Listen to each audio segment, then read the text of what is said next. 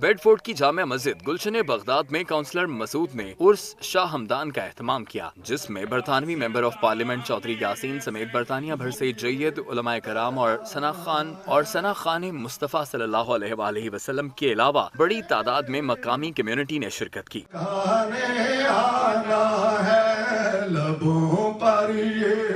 عرس کے مہمان خصوصی پیر سید محمد جابر علی شاہ ہمدانی کا کہنا تھا کہ وقت آ گیا ہے کہ عالم اسلام میں منکرین ختم نبوت نے جو فتنہ برپا کر رکھا ہے اس کا ڈٹ کر مقابلہ کیا جائے۔ ہمارے عقیدت مند جتنے دور سے بھی یہاں پہ تشریف لائیں، اور یہ ہر سال ہو رہا ہے، اور اس کی جو بنیاد ہے یہاں پہ عرس کی، وہ حضرت یونس اویسی صاحب اور ان کے والد صاحب نے رکھی ہے۔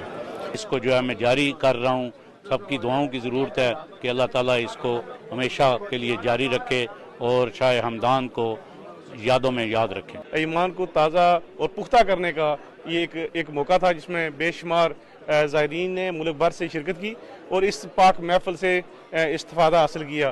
تقریب سے علامہ انوار ہمدانی، علامہ حسن اختر الازہری، علامہ زبیر تبسم نے خطاب کیا۔ مقررین کا کہنا تھا کہ دنیا میں مسلمانوں کو اتحاد اور اتفاق کی ضرورت ہے تاکہ اسلام مخالف قوتوں کا ڈٹ کر مقابلہ کیا جا سکے۔ یہ بڑا ضروری ہے کہ اپنی نوجوان نسل کو اس سے روح شناسی کرائی جائے اور اس سے ان کا کنیکشن رہے۔